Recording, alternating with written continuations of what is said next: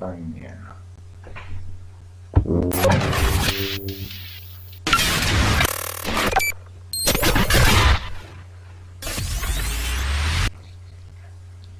Introducción a la historia de la contabilidad.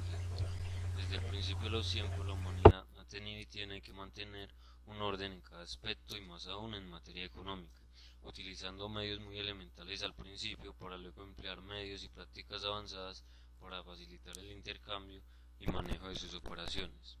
La contabilidad nace con la necesidad que tiene toda persona natural o jurídica que tenga como actividad el comercio, la industria, prestación de servicios, finanzas, etc., de poder generar información de los recursos que posee y poder entender si llegó o no a los objetivos trazados.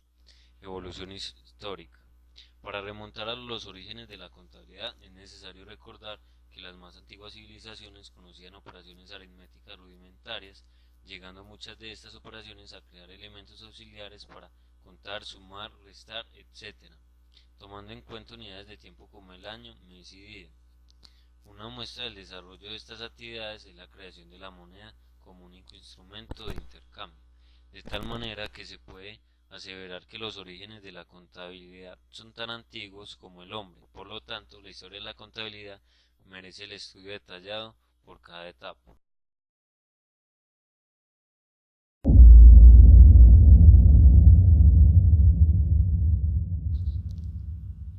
Edad antigua. En el año 6000 a.C.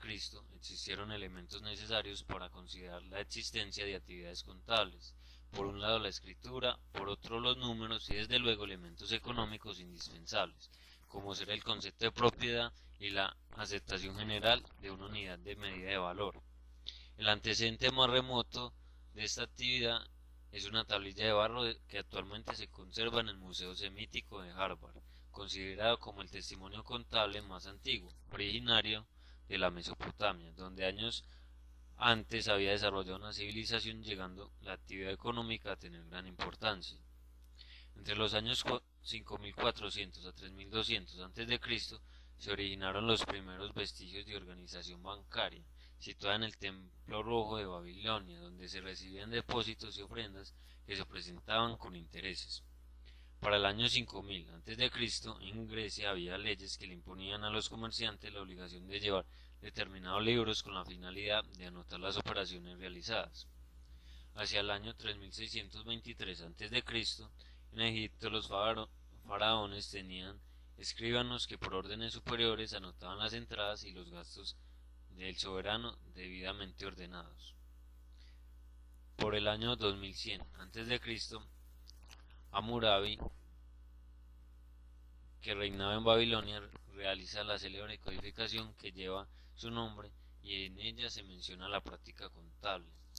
Por el año 594 a.C., la legislación de Salomón establece jurídicamente que el Consejo nombrase por sorteo entre sus miembros 10 legistas para construir el Tribunal de Cuentas, destinado a encomendar a funcionarios diversos servicios administrativos que debían rendir cuentas anualmente. En los años 356 al 323 a.C., periodo de apogeo del imperio de Alejandro Magno, el mercado de bienes creció de tal manera hasta cubrir la península báltica, Egipto y una gran parte del Asia Menor, originando ejercitar un control adecuado sobre las operaciones por medio de anotaciones. En resumen, los romanos llevaron una contabilidad que constaba de dos libros, el Adversaria y el Codex. El Adversaria estaba constituido por hojas anversas unidas por el centro destinado a efectuar registros referentes al arca, o sea caja, dividido en dos partes, el lado izquierdo denominado el Aceta, destinado a registrar los ingresos, y en el lado derecho denominado el Expensa, destinado a registrar los gastos. El Codex estaba también constituido por dos hojas anversas unidas por el centro destinadas a registrar el nombre de la persona, causa de la operación y el monto de la misma. Se encontraba dividido en dos partes, el lado izquierdo denominado Accepti, destinado a registrar el ingreso o cargo a la cuenta, y el lado derecho Respondi, destinado al acreedor.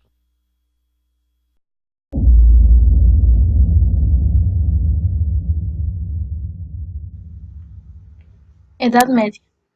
Entre los siglos VI y IX, en Constantinopla, se emite el solidus de oro con peso de 4,5 gramos, que se constituyó en la moneda más aceptada en todas las transacciones internacionales, permitiendo mediante esta medida homogénea la registración contable, razón por la cual no es raro que ciudades italianas alcanzaran un alto conocimiento y desarrollo máximo de la contabilidad. En 1157, en Saldus Boilardus, notario genovés, repartió beneficios que arrojó una asociación comercial, distribución basada en el saldo de la cuenta de ingresos y egresos dividida en proporción a sus inversiones. Se conservan desde 1211 en Florencia, cuentas llevadas por un comerciante florentino anónimo, con características distintas para llevar los libros, método peculiar que dio origen a la escuela florentina, donde el debe y el haber van arriba el uno al lado del otro en diferentes parágrafos cada cual. El célebre juego de libros utilizados por la comuna de Génova se encuentran llevados haciendo uso de los clásicos términos debe y haber, utilizando acentos cruzados y llevando una cuenta de pérdidas y ganancias, la que resume el saldo de las operaciones suscitadas en la comuna. Del año 1327 se tiene noticia del primer auditor, maestri racionale, cuya misión consistía en vigilar y cotejar el trabajo de los saceri y conservar un duplicado de dichos libros. Uno de estos se denomina Cartulari, libro mayor, escrito en pergamino, data de 1340 y se conserva en el archivo de Estado de Génova. Un nuevo avance contable se enmarca entre los años 1366 y 1400, donde los libros de Francesco Datini muestran la imagen de una contabilidad por partida doble que involucra por primera vez cuentas patrimoniales propiamente dichas, conservándose tales antecedentes en Francia. Edad moderna. Se considera como pionero en el estudio de la partida doble a Benedetto Cotrugli, Rangeo, nacido en Dalmacia, autor de Della Mercaturi et del Mercante Perfetto, obra que terminó de escribir el 25 de agosto de 1458 y publicada en 1573. Se conserva un ejemplar en la Biblioteca de Marciana, Venecia. En dicho libro, el capítulo destinado a la contabilidad en forma explícita establece la identidad de la partida doble. Además señala el uso de 3 libros: cuaderno, mayor, giornale, diario y memoriale, borrador, incluyendo un libro copiador de cartas y la imperiosa necesidad de enseñar contabilidad. Sin lugar a duda, el más grande autor de su época fue Fray Lucas de Bastiolo, nacido en el burgo de San Sepulcro, Toscana, el año 1445. Ingresó joven al monasterio de San Francisco de Asís, se especializó en teología y matemáticas, fue incansable viajero enseñando sus especialidades en varias universidades de Roma. Se dice que vivió en Milán con Leonardo da Vinci y debido a la invasión francesa se trasladaron a Florencia, donde fue secretario del cardenal de dicha diócesis. En 1494 publica su tratado titulado Summa de aritmetica, geometria, proportioni et proportionalita, dividido de 2 partes, la primera en aritmética y álgebra y la segunda en geometría, esta última subdividida en 8 secciones, siendo la última de estas el Distinctio Nona Tractus 11, titulado Trattato de Computi e delle Scritture, que incluye 36 capítulos. Consideró que la contabilidad en su aplicación requiere conocimiento matemático. En 1509 realiza una nueva reimpresión de su tratado, pero solo el Tractus 11, donde no únicamente se refiere al sistema de registración por partida doble basado en el axioma no hay deudor sin acreedor, sino también a las prácticas comerciales concernientes a sociedades, ventas, intereses, letras de cambio, etc. Con gran detalle ingresa en el aspecto contable explicando el inventario como una lista de activos y pasivos preparado por el propietario de la empresa antes que comience a operar. Habla del Memoriale, un libro donde se anotan las transacciones en orden cronológico y detalladamente. Explica del Giornale a través de exposición sumaria al respecto. Toda operación será registrada por sus efectos de crédito y débito. Toda transacción en moneda extranjera será convertida a moneda veneciana. Describe el cuaderno, denominación que recibe el libro mayor. El expansionismo mercantilista se encargó de exportar al nuevo continente la contabilidad por partida doble. Sin embargo, en América precolombina, la contabilidad era una actividad usual entre los pobladores. Es a partir del siglo XVII que surgen los centros mercantiles, profesionales, independientes, con funciones orientadas primordialmente a vigilar y revisar la veracidad de la información contable.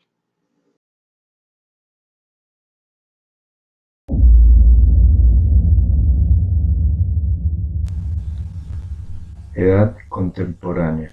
A partir del siglo XIV, la contabilidad encara trascendentales modificaciones debido al nacimiento de especulaciones sobre la naturaleza de las cuentas, contribuyendo de esta manera y dando lugar a crear escuelas entre las que podemos mencionar la personalista del valor, la abstracta, la jurídica y la positivista. Además, se inicia el estudio de los principios de la contabilidad, tendientes a solucionar problemas relacionados con precios y la unidad de medida de valor, apareciendo conceptos referidos a depreciaciones, amortizaciones, reservas, fondos, etc. El sistema de enseñanza académica se racionaliza haciéndose más accesible y acorde a los requerimientos y avances tecnológicos.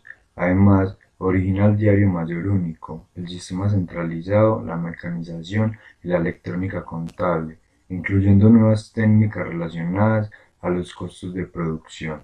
La creciente atribuciones estatales enmarcan cada vez los requisitos jurídico-contables, así como el desarrollo del servicio profesional. Conclusión.